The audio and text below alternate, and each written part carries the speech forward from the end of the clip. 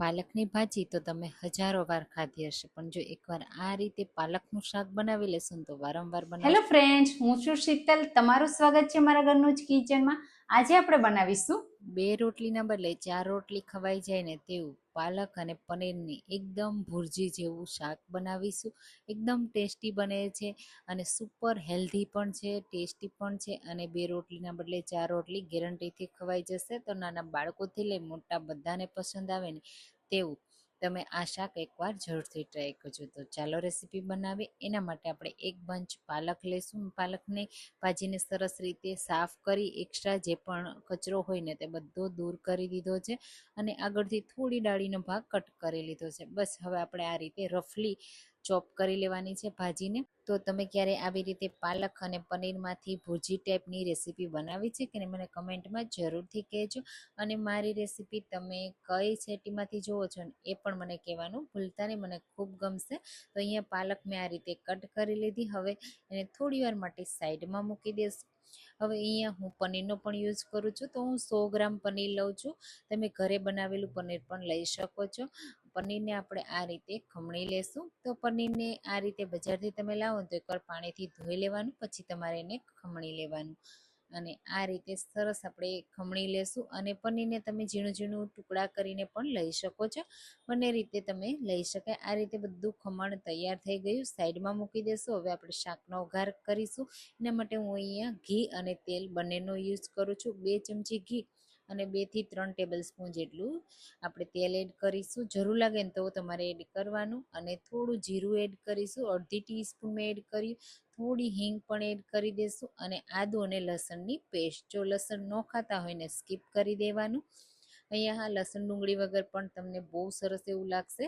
અને હું અહીંયા લસણ ડુંગળીનો યુઝ કરું છું. થોડી વાર માટે થવા દેશું. પછી આપણે એમાં એક મોટી સાઈઝની ડુંગળીને ઝીણી કટ કરી એડ કરીશું. અહીંયા લસણ ડુંગળી ન ખાતા હોય ને તો આ બંને સ્ટેપ તમારે સ્કીપ કરી દેવાના. અને થોડી વાર માટે આપણે ડુંગળીને થોડી ટ્રાન્સપરન્ટ થાય ને ત્યાં સુધી કૂક થવા દેવાની. તમે જુઓ આ રીતે તેલમાં ટ્રાન્સપરન્ટ થઈ જશે ને હલકી થોડી ગોલ્ડન કલર આવી જાય ને પછી આપણે એમાં અડધું કેપ્સિકમ એડ કરીશું. અને એને પણ થોડું હલકું કૂક કરીશું. કેપ્સિકમને આપણે વધારે ઓવર કૂક નથી કરવાનું. થોડી વાર મિક્સ કરી દઈશું. પછી આપણે એમાં મસાલામાં હળદર પાવડર એડ કરીશું. અહીંયા એડ કરવાથી કલર ખૂબ જ સરસ આવશે. સ્વાદ પ્રમાણે મીઠું પણ એડ કરી દઈશું, મિક્સ કરી દઈશું. અને હવે આપણે એમાં એડ કરીશું પાલક. તો અહીંયા પાલક આપણે કાચી જ લીધી છે, તમે બાફીને પણ લઈ શકો છો. બંને રીતે તમારે એનો યુઝ કરી શકાય. અહીંયા કાચી પાલક છે ને તો આપણે એને થોડી કૂક કરતાં વાર લાગશે. તો પહેલાં આપણે મિક્સ કરી દઈશું. તરત જ પાલક છે ને સોફ્ટ થઈ જાય છે, પણ એ ખાતી વખતે બિલકુલ કાચી ન લાગે ને એના માટે આપણે સરસ રીતે એને કૂક કરવાની છે.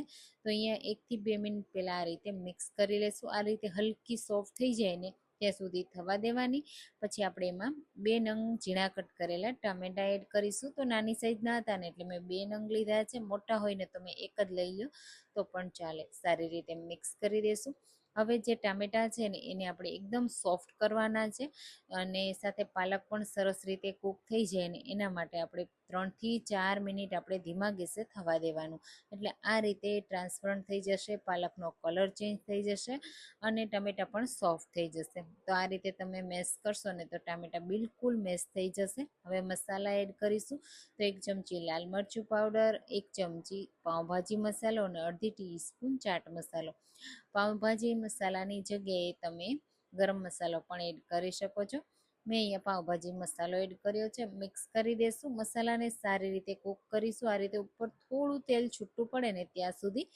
પછી આપણે તૈયાર કરેલું પનીર એડ કરી દઈશું.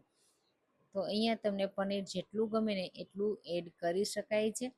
પનીર વગર પણ આ રેસીપી તમે બનાવશો ને તો ગેરંટીથી બહુ સરસ એવી લાગશે, પણ પનીર સાથે વધારે ટેસ્ટી બને છે. મિક્સ કરી દઈશું. પનીર એડ કર્યા પછી આપણે બહુ વધારે ઓવર મિક્સ નહીં કરીએ, હલકા હાથથી મિક્સ કરીશું. અને અહીંયા થોડી આપણે ગ્રેવી પણ કરવાના છીએ. પણ આપણે પનીર એડ કર્યું છે ને તો તમારે ગ્રેવી એડ કરતી વખતે થોડું હલકું ગરમ પાણી લેવાનું અને ગરમ પાણી એડ કરવાનું. જેટલું તમને જરૂર લાગે ને એટલું પાણી એડ કરી શકાય.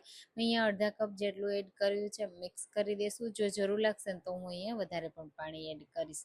અને પાણી એડ કર્યા પછી થોડું આ રીતે હલકા હાથથી આપણે મિક્સ કરી દેશું અને હવે 2 થી 3 મિનિટ માટે કૂક થવા દેશું. એટલે આ રીતે ઉપર તમે જુઓ સરસ ગ્રેવી કૂક થઈ જશે અને શાક પણ સરસ એવું કૂક થઈ ગયું છે. ફ્લેવર પણ બહુ સરસ એવી આવે છે અને એકદમ હેલ્ધી પણ છે, ટેસ્ટી પણ છે. તમે જુઓ કેટલું સરસ છે, જોતાં જ ખાવાનું મન થઈ જાય. ગેરંટીથી 2 રોટલીને બદલે 6 રોટલી ખાઈ લેશો પરોઠા સાથે અને રોટલી સાથે તમે સર્વ કરજો, બહુ સરસ એવું લાગશે. તો અહીંયા આપણું શાક તૈયાર થઈ ગયું ને તો આપણે ગરમા ગરમ પરોઠા સાથે સર્વ કરશું ને સિમ્પલ લચ્છા પરાઠા સાથે સર્વ કર્યા છે અને એકદમ ટેસ્ટી ટેસ્ટી આ શાક તમે પણ જરૂર ટ્રાય કરજો.